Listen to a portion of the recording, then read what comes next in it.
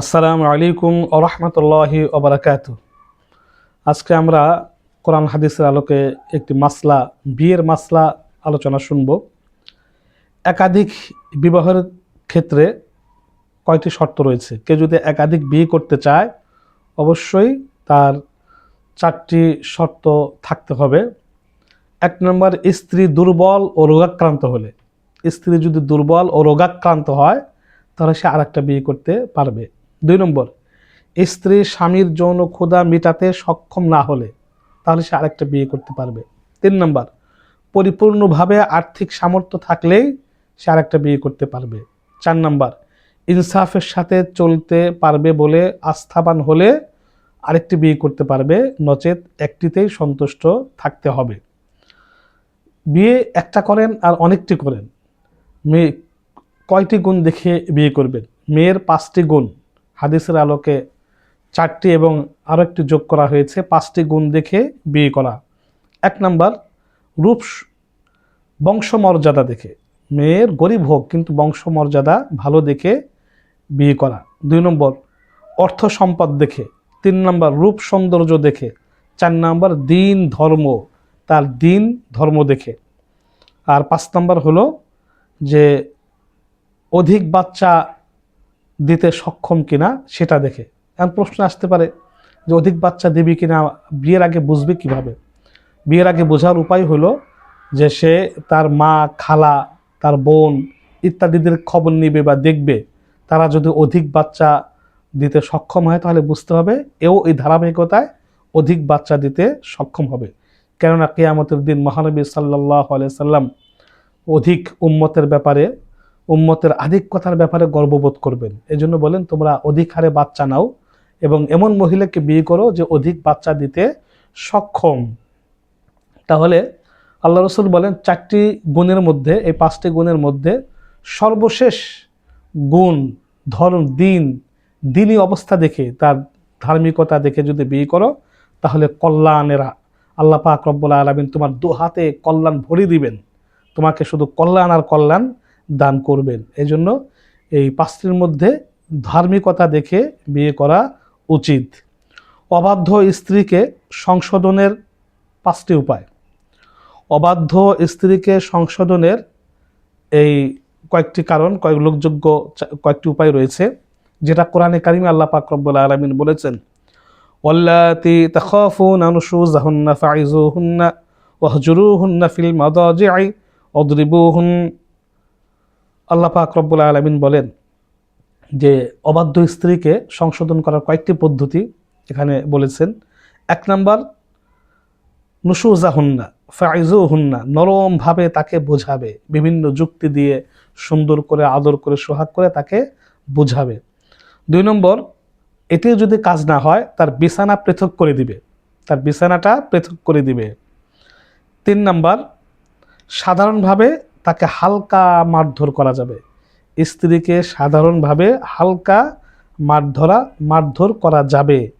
এটা নিরুৎসাহমূলক জায়েজ, এটা নিরুৎসাহমূলক জায়েজ হিসাবে বলা হয়েছে, নিরুৎসাহিত করা হয়েছে মারার ব্যাপারে। তারপরে হালকা মারধর করা যাবে। কোথায় মারা যাবে? এমন কোনো জায়গা মারা যাবে না যেখানে আল্লাহ রসুল নিষেধ করেছেন। কি কি কারণে মারা যাবে স্ত্রীকে?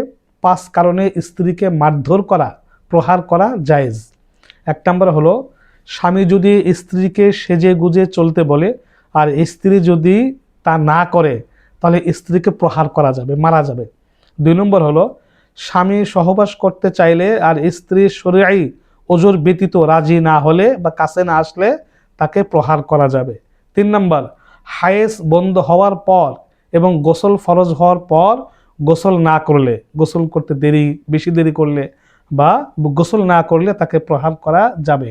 4 নম্বর, নামাজ না পড়লে তাকে প্রহার করা যাবে। নামাজ না পড়ার অভ্যস্ত হলে, নামাজ পড়েই না একবারেই পড়ে না, তাকে প্রহার করা যাবে। 5 নম্বর, শরীয়তসম্মতভাবে পর্দা না করলে, পর্দা মানা ফরজ, যদি পর্দা না করে তাহলে তাকে প্রহার করা যাবে, হালকাভাবে মারা যাবে। কোথায় মারা যাবে? সব জায়গায় মারা যাবে না, মুখে মারা যাবে না, তারপরে এই লাঠি দ্বারা আঘাত করা যাবে না, তারপরে এই এই লাঠি, জুতা, চর, থাপ্পড় এগুলো মারা নিষিদ্ধ। তাকে চুলে ধরে হেঁচড়ে টেনে তাকে পিটানো যাবে না। মেসওয়াক বা কাপড় দ্বারা হালকা তার নিতম্বের উপরে, মেসওয়াক বা কাপড় দ্বারা হালকাভাবে তার নিতম্ব পিছনের অংশে তাকে প্রহার করা যাবে। অন্য কোথাও মারার অনুমতি নেই, কোথাও মারার অনুমতি নেই। শুধু এই কয়েক জায়গাতে মারা যাবে, যে মিসওয়াক দ্বারা বা কাপড় দ্বারা বা হালকা কোনো কিছু দ্বারা নিতম্বের উপরে পিছনের অংশে হালকা প্রহার করা যাবে। তাকে মুখে চর মারা, ঘুষি মারা, জুতা দিয়ে পিটানো, লাঠি দিয়ে পিটানো, এই তাকে বিভিন্ন কিছু দিয়ে আঘাত করা সম্পূর্ণ নিষেধ।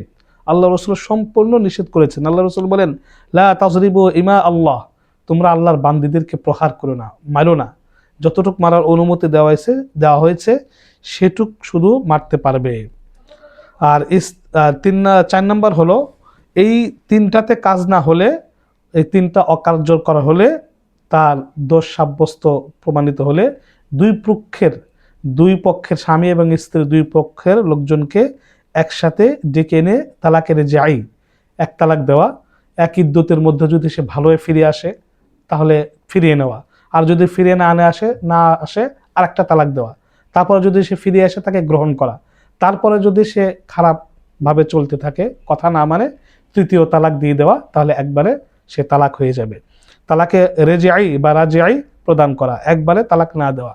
তালাক সবচেয়ে, আল্লাহ রসুল বলেন, আবাগসুল হালাল ইলাল্লাহি আত-তালাক, আল্লাহর কাছে সবচেয়ে নিকৃষ্ট হালাল যে জিনিস সেটা হলো বউকে তালাক দেওয়া।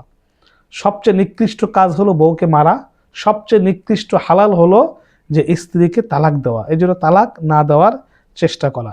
তাহলে আমরা আজকের আলোচনাতে শুনলাম যে একাধিক বিয়ে কি কি কারণে করা যাবে, বা বিয়ে যখন করবেন কয়টি গুণ দেখে করতে হবে, এবং অবাধ্য স্ত্রীকে সংশোধন করার আল্লাহ প্রদত্ত 4টি উপায়, এবং স্ত্রীকে মারধর প্রহার করার পদ্ধতি, কি কি কারণে প্রহার করা যাবে, এই বিষয়ে আমরা আলোচনা শুনলাম। আমিন।